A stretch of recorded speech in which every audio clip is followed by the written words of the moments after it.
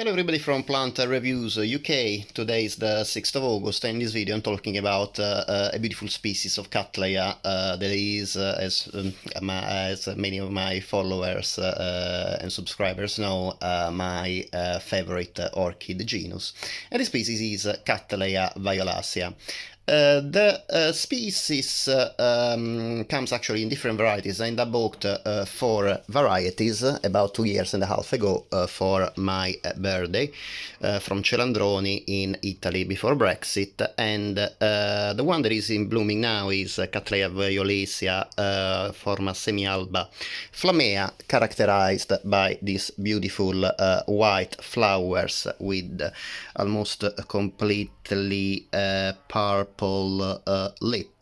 purple violet lip, as well as flares of purple on the other petals as well as the sepals. And then I have also the nominate species. There is a wild species, the Cattleya violacea.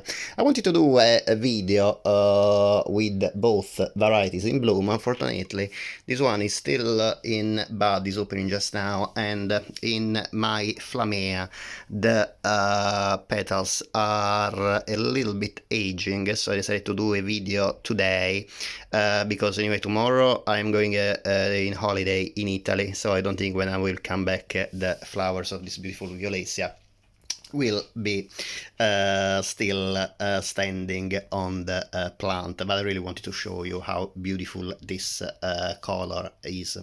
I have 2 other varieties of Cattleya violacea. One that is the Cattleya violacea semi-alba, that basically is very similar to the flamea, but rather than having these purple flares on the petals and sepals, is just pure white except for the lip that is still purple. And then I had a variety known to be one of the biggest flowers of Cattleya violacea because it's a tetraploid, it's like double the normal genetic material of a normal Cattleya violacea, and this is the Cattleya violacea muse. However, the muse was not doing very well and unfortunately died. The semi-alba instead, the normal semi-alba, was actually growing very well in the pot of Celandroni, but when I repotted it in bark, I decided to repot it in bark because my first attempt with Cattleya violacea several years ago was actually to put it in semi-hydro, and the plant died, so I was a bit worried actually. Evidently I didn't transplant it in the right period. Well, anyway, I transplanted this beautiful Cattleya violacea semi-alba, was growing so well in an orchid mix from Westland, and it died after a few days, and I don't think that mix allowed really a good drainage, so I decided obviously not to use anymore for orchids. I have to say anyway that I used it for transplanting a protea, a member of the Proteaceae family, sorry, not a protea, my beautiful Warata, about 6 months ago at the start of spring, and I have to say is doing beautiful. It also bloomed, I mean it was already in bud, but still bloomed after transplanting, so I have to say that this orchid mix from Westland works better from Waratas rather than orchids, really. Anyway, let's go back to Cattleya violacea. Cattleya violacea is a species of orchid in the genus Cattleya that, as my subscriber probably know already, is my favorite genus of orchids, and is native to the rainforest of the Amazon and Orinoco River in South America. It is the most widespread Cattleya in the wild. It is distributed indeed across most of South America, and however, is not particularly common in cultivation. At least it was not so common until a few years ago. Now it's becoming a bit more common, but still is, I wouldn't say that is one of the most common species to find in cultivation and on offer for sale. The species is an epiphytic orchid like all the other Cattleyas I know, and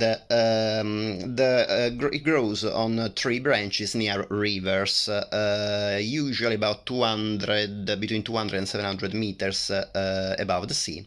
So there is always a high humidity all year round, and the temperature also is usually warm. And these conditions persist for most of the year. Some Cattleyas face like a resting phase in some parts of the year, so if you have them in bark, they really shouldn't water too much when they are in the resting phase. However, this species, Cattleya violacea, has about the same conditions all year round, which actually is pretty good for us indoor orchid growers, at least me, because it allows to basically not think too much what part of the year or what phase of the life cycle the orchid is. You just keep going with the watering as usual, and the plant will grow and bloom beautifully if, of course, you are taking care well of the plant.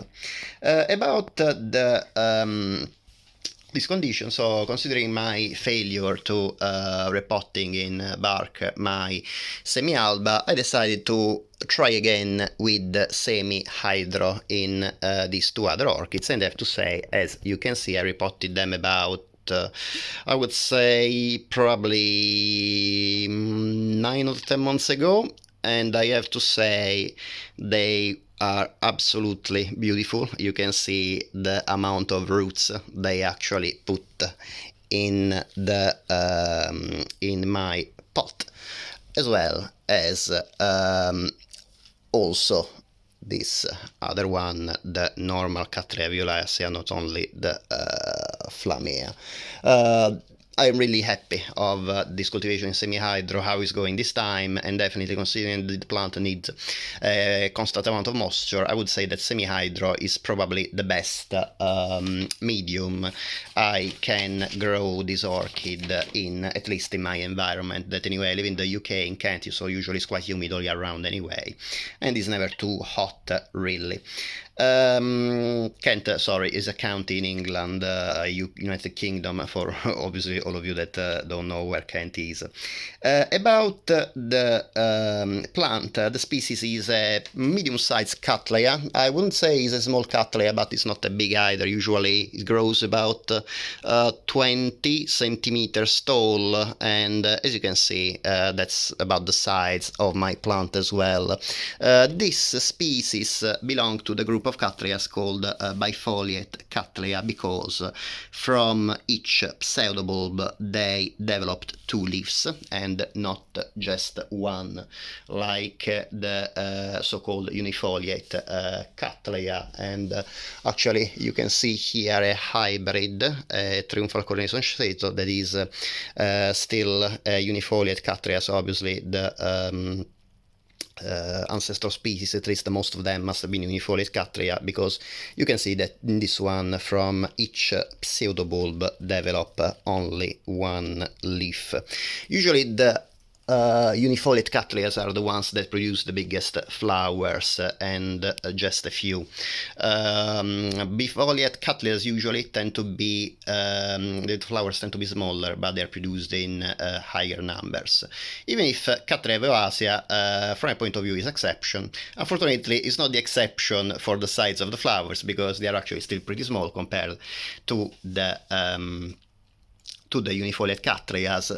They can reach, I found, 12.5 centimeters across, but in my plant, probably because it's just the first bloom after I got the plant, so it's still a little bit set back after I repotted it. They are about maybe I would say less than 10 centimeters across, probably 8 or 9 centimeters across. However, again, it is reported to be up to 12 centimeters and a half across the flower, and also usually the number of flowers per stem is 2 to 3 flowers, and both my plants of Cattleya violacea, as you can see, developed 2 flowers on each stem. However, some specimens can actually grow more flowers, and up to 8 is reported for this species. The color of the leaves, as you can see, is a beautiful shiny green, and actually my Violacea, even if I am growing them in the same environment, the species Violacea is actually darker than the semi-alba flamea form, but I have to say that they are precisely on the same windowsill, and it's facing windowsill in my house. I put them obviously in this on this chair just to make the video, because it was a really messy windowsill in the room. I'm leaving tomorrow, so I didn't have much time to tidy it up, so I really wanted some nice background, neutral, to show you these plants. About the Cattleya violacea, again, the most common variety is the purple one, the wild species. There are flowers that have different colors. I think there's also a pink one. However, in addition to the purple one, that is the wild one, I hope to show you the video when I come back of this plant that is in bud now. Other varieties are the semi-alba, that again is a pure white flower except a purple lip. A semi-alba flamea, that is this one, so white flowers with flares of purple on the 2 upper petals and the 3 sepals of the flower, as well as the purple lip, and also an alba variety that is completely white. I'm not sure if there is a cerulean, like a bluish, like a bluish purplish variety.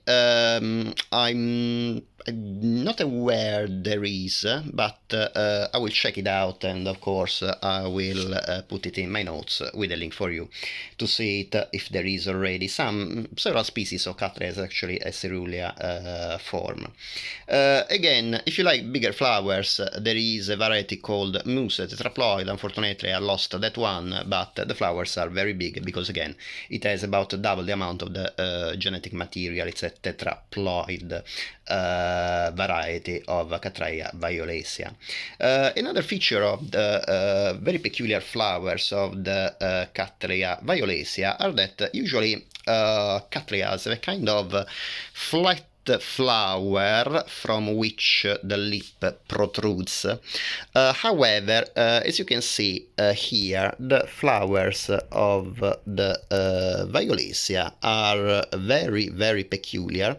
They are basically the upper petals and the sepals of the flower are bent backwards, while the lip point forwards very, very sharply.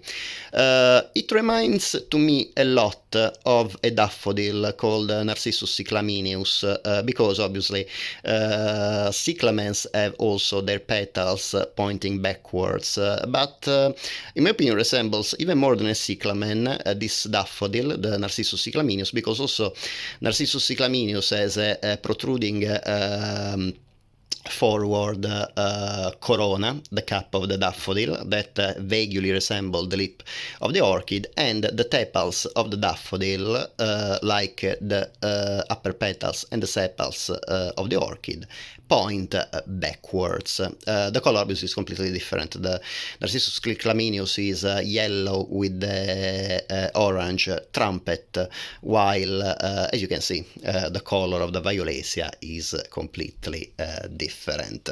About the fragrance, it is debated how the fragrance of this Cattleya is. Some growers growing this species say that is scentless, doesn't have any scent. I am lucky because my flamea semi-alba, the only one obviously that is currently in bloom, is fragrant, and is fragrant of roses, with a little hint of citrus, but I would say most of the fragrance, most of the notes are floral and rose.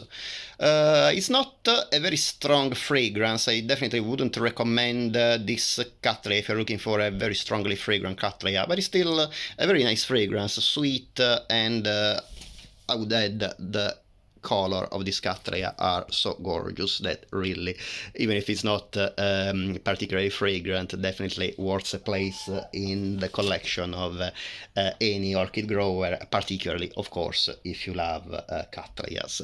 Cattleya violacea has also been used in the making of a few hybrids as well. About the cultivation of this Cattleya violacea, bark is a perfectly fine medium as long as you have a good bark and not the one that I bought, the Westland bark, but usually pure pine bark works well for most Cattleyas, and Cattleya violacea is also often grown in bark. And in my case, however, I found that the semi-hydroponic method works really well. Just remember, when you transplant the orchid, well, you can see it works so well that there is also a little root coming out of the pot here, and because probably there's not space left in the pot, I will probably have to repot it again. And remember, when you transplant in semi-hydro, very important that the plant is getting new roots, otherwise the old roots will die, and if the plant doesn't have any new roots, will not be able to absorb the water, because the old roots, they are not used to semi-hydro condition, the high humidity will rot, and will be only the new roots to actually adapt to the semi-hydro and provide hydration to keep the plant hydrated all basically year round, because in semi-hydro there is always a little bit of water at the bottom of the pot all the time. I usually keep it about 2-3 centimeters of water level in my pot, and actually it helps me very much because I use as a pot these jars that are calibrated with numbers. About the growing conditions, this plant is often referred to as a very light, demanding Cattleya. Not for me really, because I'm growing it in an eastern facing windowsill, and it grew like crazy and bloomed beautifully. So while, for example, Cattleya varieties or Rincolelia digbiana, Rincolelia Cattleya obviously is a hybrid between Rincolelia and Cattleya, but the species Rincolelia digbiana or Cattleya varieties, or even the Cattleya doweana, these are species that I keep in a southern facing windowsill in the UK because they really need a lot of light as much as possible. But really, other orchids, including Cattleya, don't really like direct sun in southern facing exposure windows, not even in the UK, and this one actually is doing very well on an eastern facing windowsill, getting sunlight all in the morning, while in the afternoon has some indirect light on the eastern side, northeastern side actually, of my house, obviously windowsill in my office room precisely. And about the temperature, I just keep it indoors all year round, so the temperature is pretty constant. I would say a minimum temperature of about 17-18 degrees in winter, and well, this summer has been pretty hot, so we reached even about 30-32 for a few days, but usually in the United Kingdom temperature in summer rarely go above 30 anyway. Usually stay about 28-29 maximum. As usual, I hope not to have forgotten anything. If you need any additional information, if you have any question, just let me know. Of course, write in the comment down below, and I will be more than happy to respond to you as soon as possible. As usual, I hope that you enjoyed the video. If you like this video, it would be great if you can please give it a thumbs up. And if you like this video and the other videos on my channel, it would be great if you can please subscribe in order to support my channel. It's completely free for you, but it's very helpful for me and my channel to grow. As usual, thank you very much for watching, and I hope to see you next time. Bye.